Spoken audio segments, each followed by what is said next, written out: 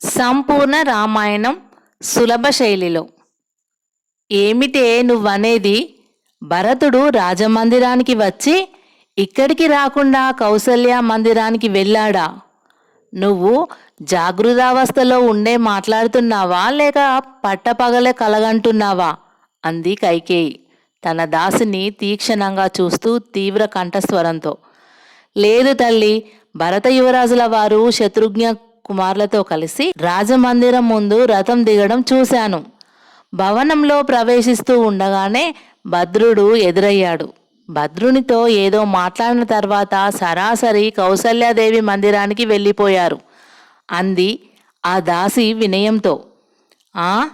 నన్ను అలక్ష్యం చేసి నా కుమారుడు రాజధానికి రాగానే తన పెద్ద తల్లిని చూడడానికి వెళ్ళాడా? ఏమిటి వైపరీత్యం? అంది కైకేయి సాలోచనగా. నిజంగా ఏదో విపరీతం జరిగేటట్టే ఉంది తల్లి. భద్రునితో మాట్లాడేటప్పుడు భరతుల వారిని నేను దూరం నుండే చూశాను. రాకుమారులు తీవ్రమైన దుఃఖాన్ని అనుభవిస్తున్నట్లు నాకు అర్థమైంది అంది ఆ దాసి. పోవే వేరిదానా, ఈ సాకేత సామ్రాజ్యానికి కాబోయే సార్వభౌముడు నా కుమారుడు. అతని ముఖంలో దుఃఖం ఎందుకు ఏర్పడుతుంది? బహుశా తన తండ్రి గారి దుర్మరణ వార్త విని మనసు కలతపడి ఉంటాడు. ఆ దుఃఖం అందరినీ కృంగదీసేదే కదా అంది కైక. అవునమ్మా, నిజమే అంది దాసి. అవునేమిటే నీ మొహం? ఇచ్చిన మాటను నిలబెట్టుకోవడానికి ఆ వృద్ధరాజు అంత ఉక్రోషం చెందడం దేనికి?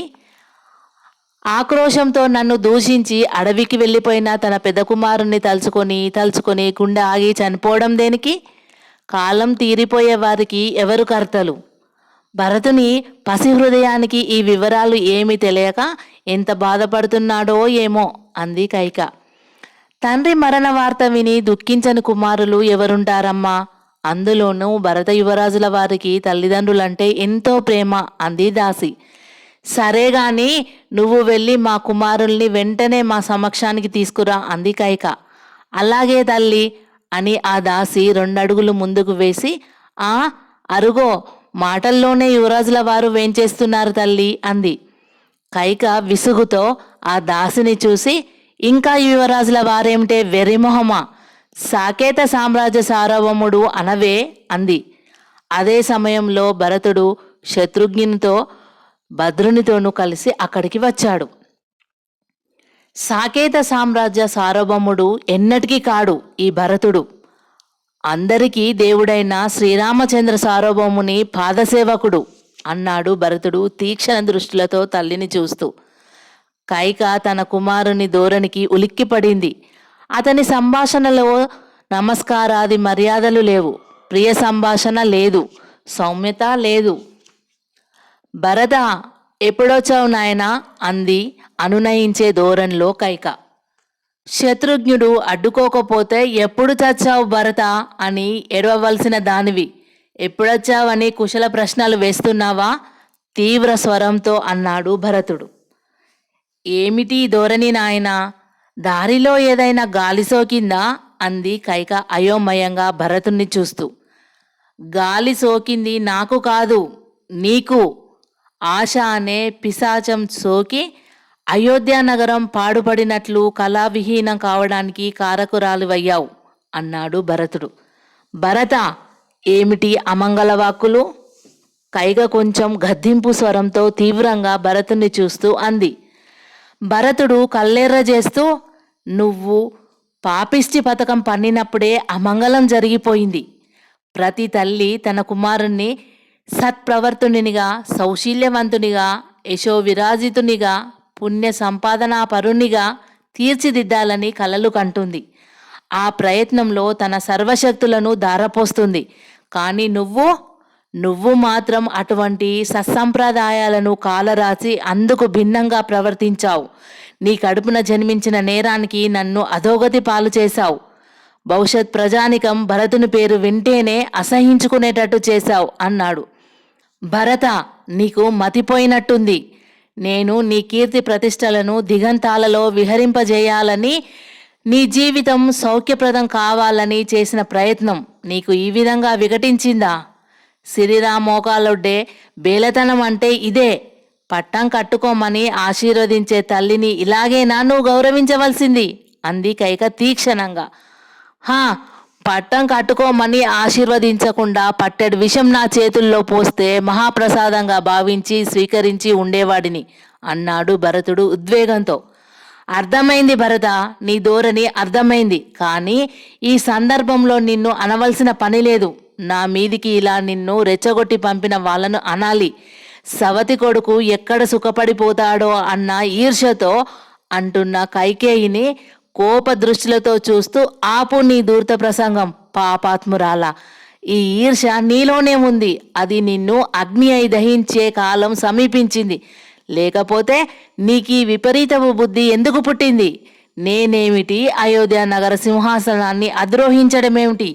ఆ సింహాసనం అధిష్ఠించవలసింది జగదేక వీరుడైనటువంటి సుగుణశీలుడైనటువంటి శ్రీరామచంద్రుడని నేను ఆ మహనీయ పురుషునికి భృతుడనని తెలియదా నీకు?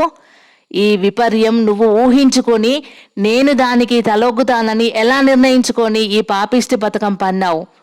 చీచి, స్త్రీ జాతికే మాతృత్వ పరిధిలో కలంకాన్ని ఆపాదించిన నీ ముఖం చూడడమే దోషం అన్నాడు భరతుడు. ఆ మాటలు వినగానే కైకేయి నిశ్చేష్టురాలైపోయింది.